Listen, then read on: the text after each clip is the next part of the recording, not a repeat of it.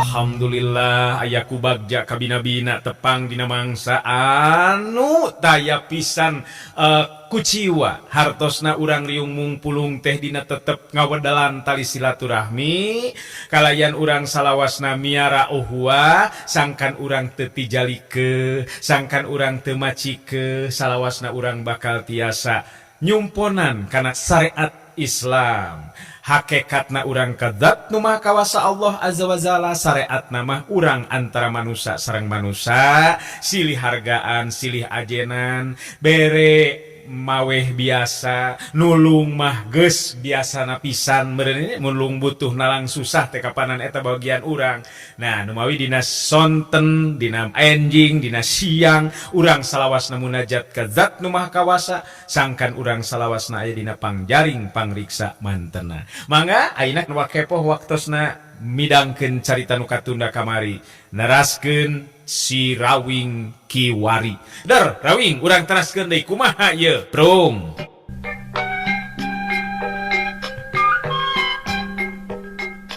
Ari harita luncat ngablesat ngacurelat cirim Mbah Gabug Inten dina waktu harita malah jelas ayeuna mah langsung sigana teh hayang ngadu kakuatan. Ngaliwatan leungeun anu geus dieusi kakuatan aji tapak saketi. Si Rawing memang ngarti kana kaayaan jeung kahayang lawan. Dalah dirina oge hayang buru-buru ngarengsekeun lumakuna tarung sabab waktu memang kacida pisan samporetna. Da pugus satadina mah geus rek init mulang ninggalkeun eta patempatan. He, ya, ya. Wow.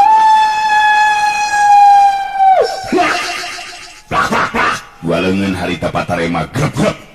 Leungeun si Rawing jeung leungeun Mbah Gabug Inten silih cekelan. Dua jirim katingali pada ngageleter sarta leuwihna ti eta katingali parobahan paroman beungeut masing-masing anu nandakeun bantrokan dua kakuatan tanaga lapisan dina kakuatan puncakna masing-masing.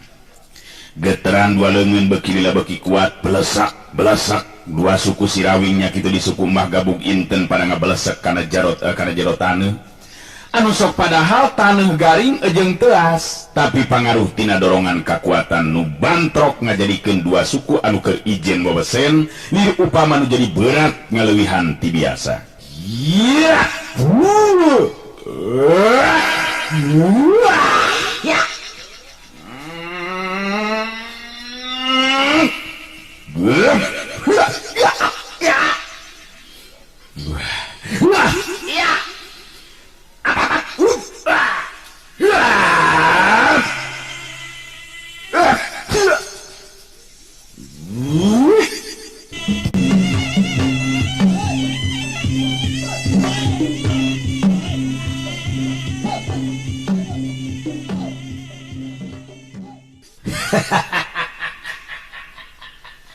Ayo, lain hayo, lain hayo, kayaknya, hayo.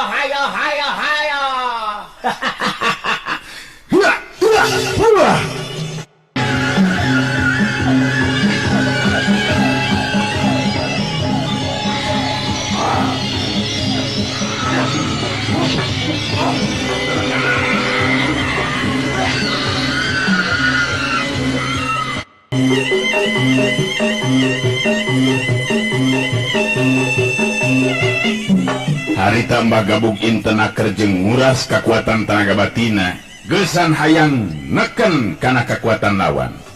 Geter kakuatan tenaga lapisan tina ilmu tapak saketina li upama nu ngarembes ngaliwatan kulit lawan. Tapi si Rawing memang nyangking ilmu pancatunggal boga ilmu anti panas nyata kakuatan sumber pancer saringing banyu.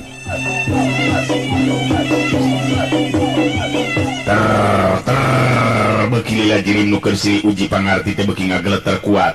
Belesak dua suku si Rawing jeung Mbah Gabug Inten beuki ting belesek kana jero taneuh. Tarung seperti kitu tang tue leuwih bahaya batan tarung biasa dina harti ngagunakeun tata gerak ilmu silat. Anu jelas ngutamakeun kana kadikatan jeung kabinekasan sarta kaampuhan jurus.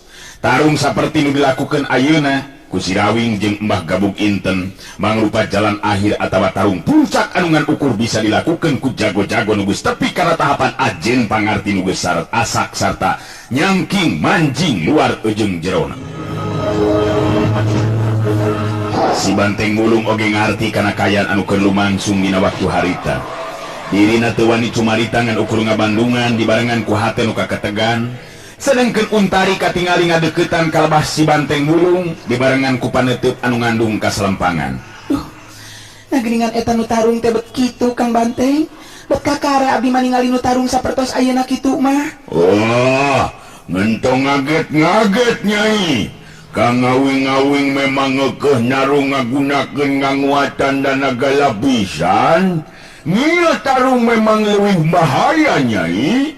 Nyabab ngamun ngurang-ngurang nguat mah bisa-bisa ngalayang nyiwa. Narung nung itu mah leuwih bahaya Nyai. Tapi nu momokon nama si Kang ngawing-ngawing kudu menang Nyai.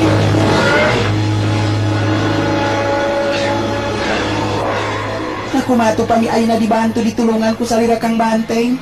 Tiasa kitu kinten-kinten Kang. Petemikeun abdi mah pami Kang Rawing duikeun ka kedah cilaka mah. Untari pinuku pangharapan sangkan si Banteng Wulung ngabantu ka si Rawing. Dirina temikeun upama si Rawing anu geus nulungan kulawargana make jeung kudu ngalayang jiwana. Ari si Banteng Wulung narik napas panjang bari nyarita. Wah, ngakang mah teu bisa ngabantu Nyai. Sabab ngengke ngabengayakeun diri ngakang nyorangan, mokona mengari ngakang mah mercayalah ka Kang ngawing-ngawing nganu bakal menang. Moal ngeleh Kang ngawing-ngawing mah pasti menang Untari.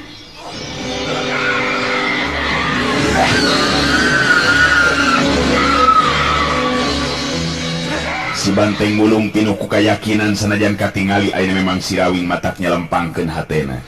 Tapi manehna boga kayakinan si Rawing tantu baris aya dina kaunggulan. Dua jirim masih keneh adu hareupan, dua leungeun masih keneh silih cekel, dua kekuatan tenaga lapisan ngaliwatan geteran hawa-hawa saktina. Lir upama anu silih dorong ngaliwatan geterna getih jeung urat nu aya dina leungeun masing-masing. Si Rawing gancang sadar kana kayaan dirina kudu gancang-gancang nangtukeun sikepna. Sabab lamun teu kitu ngandung harti dirina anu bakal cilaka sanajan dina hate masih Rawing teu miharep binasa ka sasama. Geter kakuatan tina sapasang leungeun si Rawing anu keseng hideung beuki lila beuki kuat. Nu akhirna dina puncak kakuatanana si Rawing ngagreo bari jeung ngadorongkeun dua leungeunna ka hareup.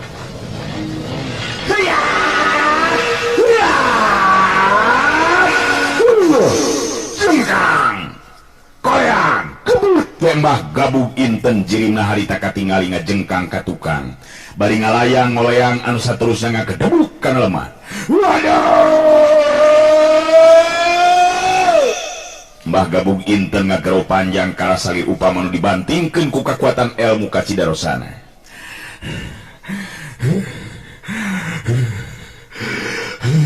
Mbah gabug inten nyobaan pikeun ngoneal hudang deui.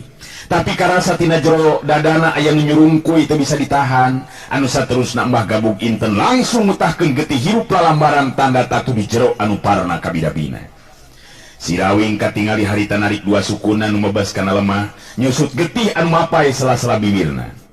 Ngareret ka si Banteng Wulung, si Rawing nyarenge seuli bari nyarita. Aduh, endun teng euy. Nepikeun ka ngablesek kitu yeuh. Ngablesek pisan asup kana jero taneuh.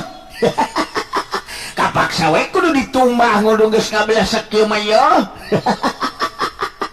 Aduh, hayang ngasaan ngablesek suku teng. Hayang. Aduh, aing mah euy. Lamun teu di ngumah bau naga cenah. Aduh, ngenten neon-neon ngablesek ngoge ka ngawing-ngawing. Nganu menting mah ka ngawing-ngawing ayeuna ngunggul. Nyoba-nyoba ngatuda ka jago nguing. Ka ngawing-ngawing teh atuh mikiranna euy. Wah, gubug nginten mudang deui ka ngawing. Eta si gubug nginten mudang deui ka ngawing. Memang bener. Katingali hari tambah gobug inten ngoneal hudang bari sumengir nahan kanyeri, maksakeun maneh hudang sigana teh pugu era jeung nafsu, atuh di hareupeun dua muridna dirina kudu ngaranapan ngajengkang terus ngababengkang dina luhur lemah.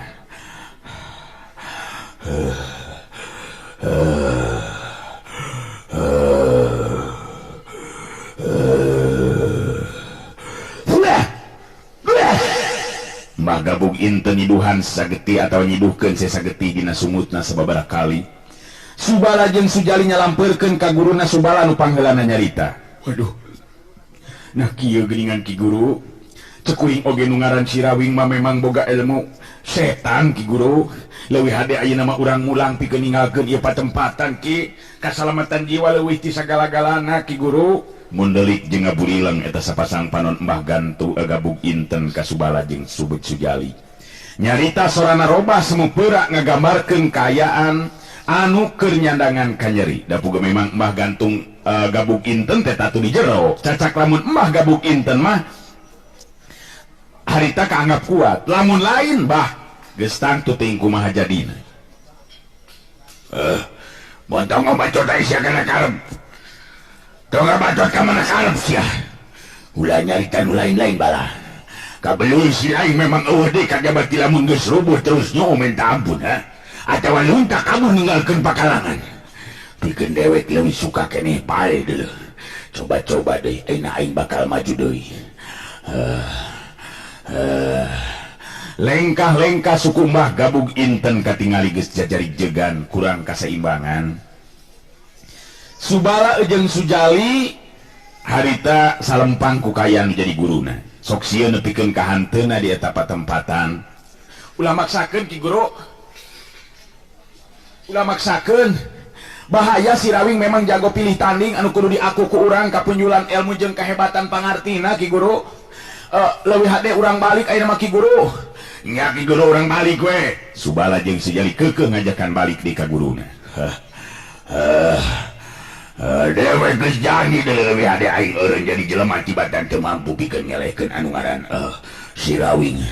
Ningkas ya Mbah Gabug inten geus nekad sigana teh. Sanajan tangtungan teu pancuh masih keneh maksakeun maneh ngawangun pasangan. Sirawing harita katingali masih keneh pancu dina tangtunganana merhatikeun kayan lawan. Kadenge si Banteng Bulung harita nyarita. Kang Awing-awing, ngembagubuk nginten nyeun di masangan Kang. Niganya bae manehna nganggeus nekad meureunna ngayang paeh Kang. Lain kitu pugali akang masuk jadi karunya ningali lawan geus kitu mah teng. Jadi kumaha nya bet piraku ari akang kudu teu ngalawan mah teng. Wah, dan ieu mah lain nyalah ngurang Kang Awing-awing. Nu momokonna mah dang eta mah nyanehna nganu nyalah Kang. Mokonna mah nganu ngaran Mbah Gabug nginten. Ngamun melu mantingkeun nya kali deui Kang Awing-awing. Citing teh bantingkeun kumaha dua sukuna oge geus ngageleter nya rorojod kitu. Nya aneh ka dia aki teh keur make aki kata mah geus kolot nih. Nyaho tuh geus rorojod masih kena rek dipaksakeun. Maju. Alah cilaka gerai bayi di tengah jalan oge teng. Ijiran jeung caritaan Sirawing teh telah jadi kenyataan. Sabab harita katingali Mbah Gabug inten anu ngagero narajang sorana geus peura bangun anu kurang tanaga. Heya!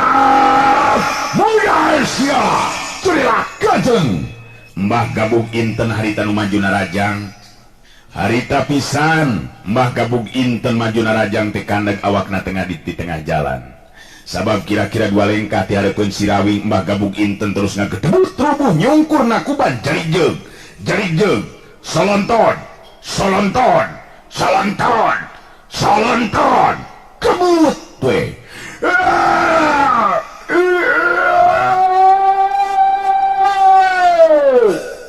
Mbah Gabug inten ngagero panjang nu saterusna ngulahek sirana kagigir teu usik deui. Tanagana jeung napasna sigana mah beakeun di jalan. Sirawing ngaredet ka si Banteng Bulung bari nyarita. Nya, percaya henteu ka akang teh. Beakeun di jalan ieu mah tenaga jeung napasna atuh da geus nyaho warugat teu kuat kalah ka dipaksakan saja. Nangkuban jadina teh. Wah, maeh ngatawa henteu Kang Awing-awing. Maeh Kang. Maeh we, paeh kitu. Nyaluka teuing pas jeung teu mah. Ngan ku taksiran akang mah pasti tatu di jero cukup berat teng. Atuh dabongan sorangan ngajakan tarung ngagunakeun kakuatan jero sapinuhna nyak itu eta mah babak balukarna teh. Si Rawing bari ngomong kitu teh maju lempang ka hareup. Terus dongko ngabalikeun badan Mbah Gebug Inten sinanang karak katingali beungeut Mbah Gebug Inten pias koneas. Pipina ditoelan ku ramuleungeun si Rawing bari ngagerendeng nyarita sorangan. Aduh. Ieu sakit geus meot karijut kieu ya kulit masih kena gede ari nafsu mah. Ngelmu keur ngalulugukeun ka gorengan deui jeung kajahatan. Aduh. Mbah Gebug Inten eta make ali inten geuningan. Geus kolot masih keneh resep kana perhiasan. Si Rawing ngareret ka Lebah Subala jeung Sujali. Nu katingali teu wani nyalampeurkeun da puguh sieun ku si Rawing teh. Si Rawing harita ngagero bari ngagupayan leungeun ka tuhuna. Hoi! Kadieu euy. Bala, jale, kadieu. Lain tinggal anteng kitu tuh kadieu yo. Kumaha boga guru teh diantepkeun kieu. Rek sina terus nang kuman kieu. Hayo maju kadieu lur. Kadieu. Lantaran kajurung kurasanya meunang kanu jadi guru. Harita Subala jeung Sujali bangun asa-asa terus laleumpang meuru nyampeurkeun ka Lebah si Rawing. Sanggeusna deukeut duanana ting jalan tengangtung teu wanian ngadeuketan ka guruna dinu puguh. Si Rawing harita aya di gigireun jiring guruna anu keur kapaehan. Lain ting jalan teng kitu atuh lur. Kunaon jadi ngadadak celeno, celeupeng gitu. Iya rek diantepkeun bae nu jadi guru teh kumaha ieu teh. Subala ngawanikeun maneh cumarita, kitu ge teh sirikna bari jeung mamandekan sigana teh. Akan coba teu kumawani Irawing. Apaneun da ieu mah yang guru akang nu panasaran, ari akang mangan sakadar nganteur Irawing. Nyarita oge jadi sopan Subala teh. Masa bodoh yang mereka nganter wong korek diri tak kumaha oge sabodoh. Aduh, gitu. Ngan ieu kudu terus digotong atau dipangku atau diinditkeun ti dieu ya euy. Maknya jadi ngahesekeun ka kuring. Geus puguh tadi ngaririweuh make ngajakan ribut geus namruk ieu kudu katempuhan buntut orai deui. Mung kuring mah teu tarima. Si Banteng Bulung harita ngagero di nyarita sorana mubuhan daruan pikasieun. Hoi! Nyanyi Subala ngoge Sujali ngentong nyicing lila-lilanya bawa gurunya ne sinengindit gubugnya kunyane ngamun lila-lila ngaya di dia nyane ngengke kungain dimantingkeun ya. Sok burukeun bae kan itu atuh mah gobok inten boro-boro kan itu lur. Si Banteng Bulung teh lamun geus amek teh pikiranneun ngan ingetkeun sing jadi contoh ayana ieu kajadian teh lur.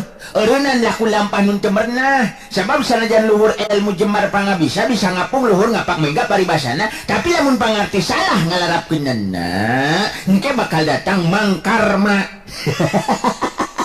Pikeun ngayakeun balitungan ka harteuy. Subala jeung Sujali meh bareng arunggeuk bari tungkul teu beda ti bueuk meunang mabuk. Kahartos sadari Rawing. Ulah yang ngarah ngarinah ka sasama sia lur. Hayang untung ku jalan bari ngarugikeun batur. Komo ieu bari jeung macani ka sasama lantaran hayang harta bandana. Bok cilaka tah laku lampah kitu teh euy.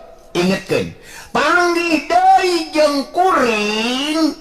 Awasnya ya nya, ilaing duaan ngayakeun tindakan anu ingkar saperti kieu nyaho sorangeun. Nyaho sorangeun. Si Banteng Bulung ku kuring bakal dititah pikeun main pikan mindahkeun sirah kana bujur ilaing. Daek sirah, daek sirah. Daek sia, lamun ayeuna sirah maneh pindah kana bujur. Ayo, namun bener daek ku aing sia. Uluh, ambuh mualik wani-wani deui sadari Rawing. Ambuh mualik deui jadi ayeuna mah ieu guru akang rek dibawa meureunan di dieu. Nya tuh kudu dibawa. Manyak diantepkeun aya di dieu, nya pigaweun bebet riweuh atuh jeung kudu ngurusan ngababangkang kieu mah. Tong sieun Sujali. Sabab ieu mah Gebug Inten teh acan maot hirup keneh. Ngan beakeun tanaga jeung napas. Ngan lamun teh manepikeun ka hanteuna. tarimakeun ya tuh dabonganna sabab kuringan saukur jalan pati jeung hirupna manusia angin nu maha kawasan nu kagunganna jang jadi ari kuring mangan dharma nyata derma nibankeun mang karma kadirina Mbah Gabug Inten sok pangku ka itu katingali Subala nurutkeun kana parentahna si Rawing. Jirim nu jadi guruna harita dipangku kumanehna Subala neuteup antep ka si Rawing bari nyarita. Akang sekali deui ngeunyuhunkeun ye ka Sadek Rawing ari sabab masih keneh dibere ampun. Hampura bisa akang ena nyieun kasalahan deui ye. nya dihamperau gitu joget geramnya sarta lumampah teu kudu lila di dia bisi si anteng dulur kuring dae ambekeun ke ayo kan jut jalan jalan pokoknya lu turun cak koko Bandung Subala jeung Sujali akhirna mah geus teu ngalieur deui ka tukang. Terus lempang ninggalkeun eta patempatan. Mbah Gabug Inten bener-bener geus teu musik dina dipangku ku muridna teh. Untari harita katingali nalenjang lumpat nyamperkeun ka lebah si Rawing, nya kitu di si banteng mulungan ukur 3 lengkah lempang geus tepi ka tempat si Rawing. Nuhun salira Kang Rawing salamet geningan. Barosa tadi nama abdi teh salempang kan. Margi Mbah Gabug Inten anu sakitu galak jeung garangna geningan. Nuhun Kang Rawing. Si Rawing imut ka Untari terus nyekelan leungeun Untari bari nyarita. Biheung ilah akang bisa nyekelan di leungeun Untarinya. Tah ieu mah akang neruskeun lampah ya Nyai. Cindak ayeuna mah geus beres lakasan sagala rupana sabab akang bener-bener penasaran lamun acan bisa tepung jeung nu jadi anak pamajikeun. Untari meureuh deui panonna sababaraha kali aya nu ngajuridat ngalembereh mapai 2 pipina. Cipanon hiji wanoja nu kaeuntepan ku rasa simpati ku pribadina si Rawing. Sanajan bari jeung sedih malah bari leumbay Cipanon, Untari make bisa jeung imut sagala rupa sabab tetela ieu 2 jalma teh kawilang pasangan anu bener-bener lain bae bisa ngadatangkeun kagumiraan ka dirina. Nu sakaligus ngajait nasib dirina tapi leuwihna ti eta sakaligus oge ngadatangkeun geter kasedih pikeun dirina. Lantaran sanajan tepung tacan taunan paribasana, tapi aya nu nganteng dina batin rasa nineng jeung kanyaah ka ieu 2 jirim. Si banteng mulung masih keneh nyekelan leungeun Untari nu diantelkeun kana beuteungna. Ningali kaluhur tangga siga nu nahan pi sediheun, si Rawing nyerenge seuri gancang lepak bujur si banteng mulung bari nyarita. Haseh tong kajongjonan teng pogoh betah nyekelan leungeun manoja geulis mah. Jeung ulah sedih bisi terus daang deui ke. Sot desotkeun leungeun Untari sot ulah dilajeng bisi ngurunyud bisi konsolot teh tingkeh. Moal jadi ini teh Si banteng mulung ngalesotkeun cekelanana kana leungeun Untari bari ngarewet ka si Rawing terus ngomong. Wah, Kang ngawing-ngawing mangitu oi. Ngan teu meunang we matur beunang kanikmatan teh Kang. Ngalah, ngaina mah geus ngan teu nyedih Kang. Ngaringoing malai neon-neon inget kan jadi ngindu ngapanan sarua ngambewe sepertinya Untari. Nyangos ayo atunya nya kitu na ngan ayo jeung hayu terus itu yo. Jeung mah inget henteu deui sok nya ditinggalkeun ku akangnya sing tawakal jeung tabeuh dinya di dieu.